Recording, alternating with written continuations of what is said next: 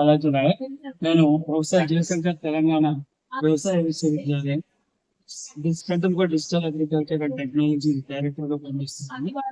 మా వ్యవసాయ విశ్వవిద్యాలయం ఈ ఖరీఫ్ సీజన్ కి ముందు రైతు ముంగట్లో శాస్త్రవేత్తలు అనే కార్యక్రమాన్ని చేపట్టడం జరిగింది.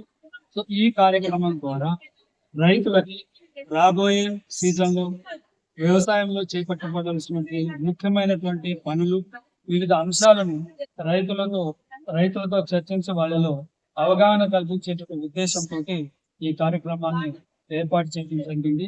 దీంట్లో ముఖ్యంగా మేము మన వ్యవసాయంలో సేంద్రియ ఎరువుల యొక్క వాడకం పెంచడం, రసాయన ఎరువుల యొక్క వాడకాన్ని తగ్గించడం, అలాగే పురుగు మందులు, తెగుళ్ళు, వాటిని సకాలంలో వాటిని సరైన సమయంలో వాడకం వంటి వాటి మీద అవగాహన కల్పించడం అనేది మేము దీంట్లో ప్రధాన అంశంగా తీసుకున్నాము.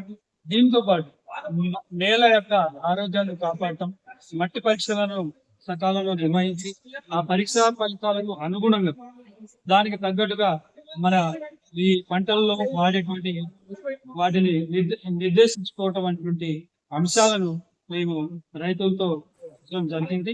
అంతేకాకుండా ఇప్పుడు రాబోయే ఖరీఫ్ సీజన్ మనం ఎంపిక చేసుకోవాల్సిన పంటలు, సో వాటిలో ముఖ్యమైనటువంటి రకాలు, ముఖ్యంగా వరిలో అధిక దిగుబడినిచ్చి మంచి నాణ్యత, అలాగే వివిధ చీడపీడలను తట్టుకునేటువంటి వరి రకాలను రైతులకు పరిచయం చేసేటువంటి ఉద్దేశం కూడా ఈ కార్యక్రమంలో ఉన్నది. ముఖ్యంగా మనకు వరిలో తీసుకున్నట్లయితే మనకు ఇప్పుడు మన తెలంగాణ సోనా అంటే RNR 15048 అనేటువంటి రకాన్ని, దాంతో పాటు మనకు KNM 1638 అనేటువంటి రకాన్ని, అంతేకాకుండా మనకు KNM 118 అనేటువంటి రకాన్ని, ఇటువంటివి కొన్ని మంచి వరి రకాలు రైతులకు వాటి గురించి విశదీకరించి వాటిని సాగు చేయాల్సిందిగా మేము సూచించడం జరిగింది. అంతేకాకుండా పంట మార్పిడి చేపట్టి మన నేల ఆరోగ్యంతో పాటు పురుగులు తెగుళ్ళను కూడా మనం కొంతవరకు కంట్రోల్ చేసుకోవచ్చు అనేటువంటి అంశాలు మేము రైతులతోటి రైతులకి మాట్లాడటం జరిగింది.